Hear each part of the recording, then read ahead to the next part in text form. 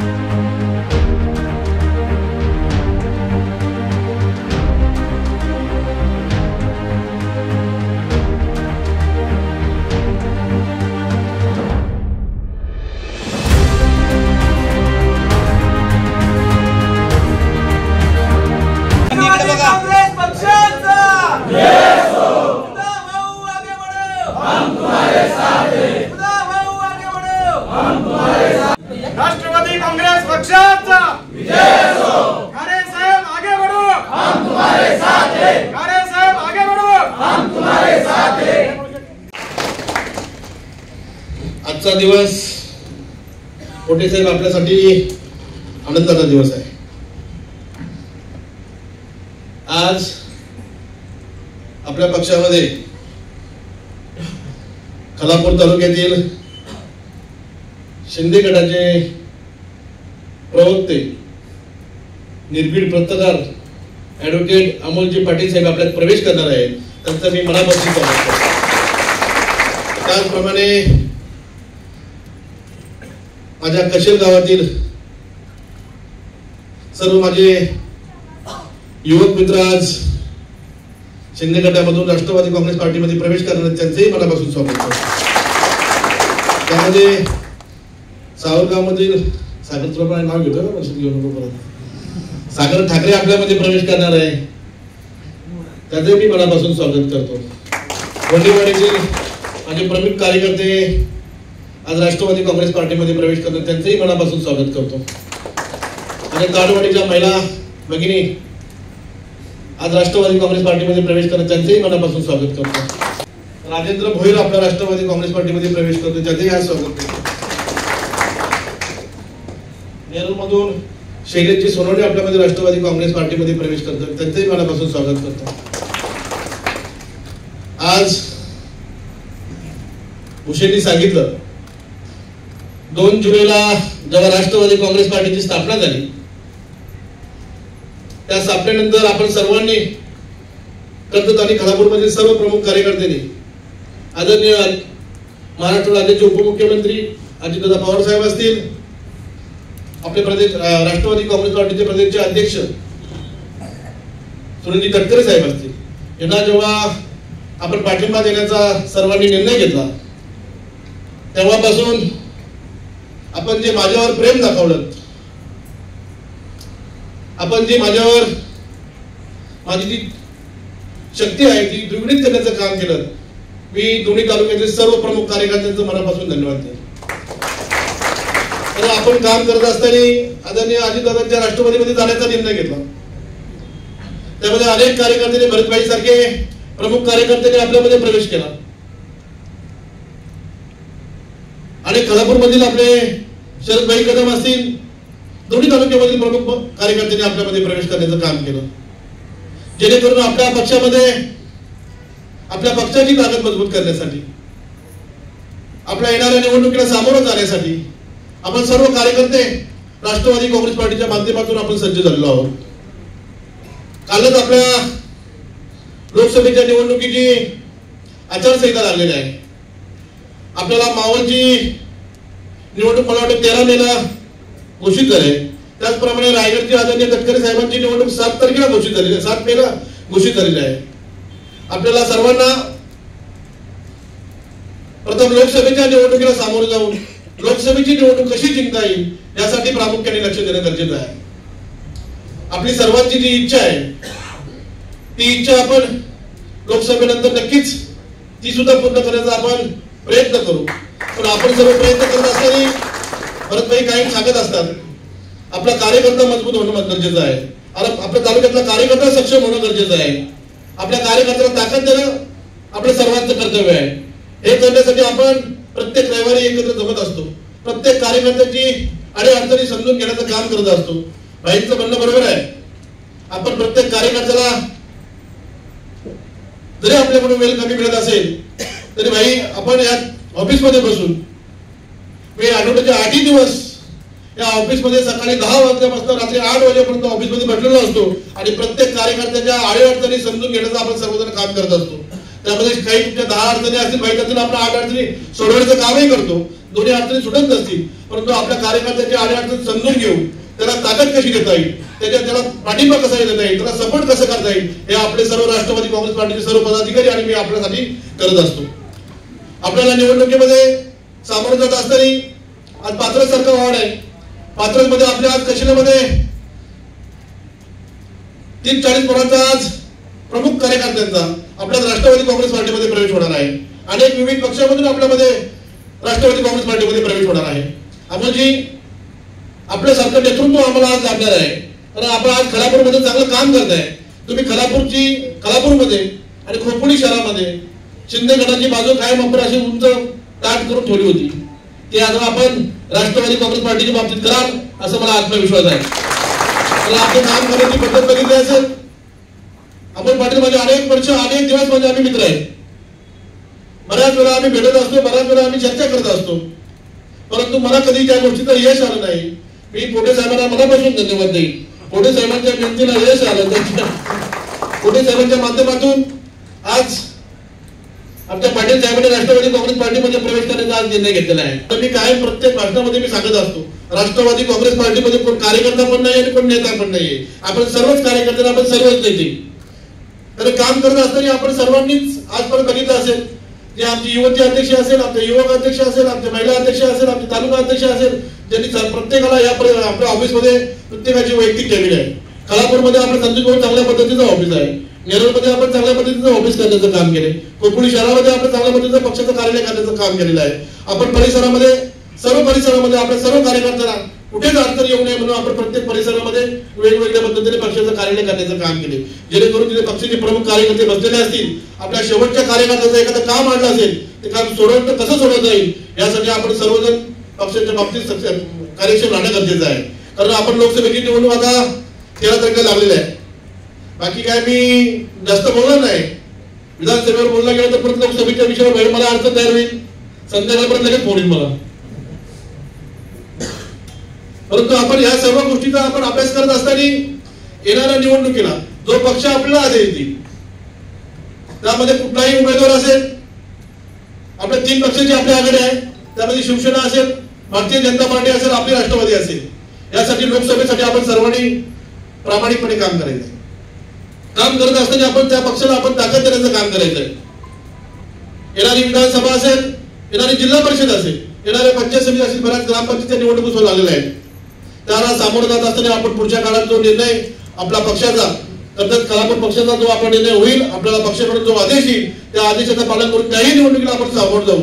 परंतु हे सर्व करत असताना, या सर्व संघटना बांधत असताना भाईंच्या माध्यमातून भगवान शेठ तुम्हाला एक विनंती राहील. मी खालापूरच्या अध्यक्षाला मनापासून, खालापूर तालुका अध्यक्षांनी त्यांच्या बूथ कमिट्या पूर्ण केलेल्या आहेत. त्याच पद्धतीने सोपीला आपण सुद्धा तालुक्यामधील सर्व बूथ कमिट्या झाल्या पाहिजेत. जोपर्यंत बूथ कमिटी होत नाही, गावामध्ये गाव कमिटी होत नाही, तोपर्यंत आपण त्या गावामध्ये सक्षम आहे असं मला वाटत नाही. तर आपल्या प्रत्येक बूथवर आपल्याला आपले 25 कार्यकर्ते उभे असतील आपल्याला देखील भरतात. मी आमच्या आदिवासी सेलच्या अध्यक्षांना सुद्धा सांगेन, ओबीसीच्या अध्यक्षांना सुद्धा सांगेन तर आपण सुद्धा आपल्या कामधंद्यातून वेळ देऊ, आठवड्यातून 1 दिवस जरी आपण वेळ दिला पक्षासाठी तरी आपण आपल्या पक्षाची चांगली बाजू मांडू शकतो, आपल्या पक्षाची चांगली संघटना बांधू शकतो. हे आपण सर्वांनी लक्षात ठेवणं गरजेचं आहे. आज आपली युवा मंचाची पोरं आहेत, युवा मंचाचे सर्व कार्यकर्ते आहेत, ते चांगल्या पद्धतीने काम करत आहेत. महिला भगिनी चांगल्या पद्धतीने काम करत आहेत, युवक मंडळी चांगल्या पद्धतीने काम करत आहेत आणि भाजपही चांगल्या पद्धतीने काम करते. आपल्या सर्व सेलच्या ज्या संघटना आहेत त्या चांगल्या पद्धतीने काम करते. पण पुढच्या काळामध्ये जो आपला स्पीड आहे तो आता 60चा स्पीड आहे, तो 100 पर्यंत आपल्याला घेऊन जावं लागेल. तेव्हा आपली संघटना चांगल्या पद्धतीने होईल. आपल्या सर्व संघटना चांगल्या पद्धतीने काम करतात. पुढच्या काळामध्ये सुद्धा आपण वेगवेगळ्या गावात जाऊन भाई सर्व कार्यकर्त्यांच्या गाठीभेटी घेऊ. लोकसभेच्या निवडणुकीचं आपल्याला निमित्त आहेच, ते निमित्त आपण लक्षात घेऊन प्रत्येक गावामध्ये आपल्याला जाता येईल. आपल्याला जातायचं आपल्या कार्यकर्त्यांना जेव्हा आपण लोकसभेच्या प्रचारात जाऊ तेव्हा प्रचार करत असताना आपल्या त्या गावातले आपले जे कोण कार्यकर्ते आहेत त्या कार्यकर्त्यांना एकत्रित घेऊन त्यांच्याशी चर्चा करून त्यांचं अडीअडचण त्यांच्या समजून घेऊन आपण पुढच्या काळामध्ये त्यांच्याही काही कामाची जी व्यवस्था असेल, त्यांचीही पक्ष संघटना बांधण्याची जी ताकद असेल ती ताकद त्यांना देण्याचं पुढच्या काळामध्ये काम करू. तर शहरामध्ये सुद्धा आपण चांगल्या पद्धतीने काम करतोय. खोपोली शहरामध्ये आपण चांगल्या पद्धतीने काम करतोय. माथेरान शहरामध्ये आपण चांगल्या पद्धतीने काम करतोय.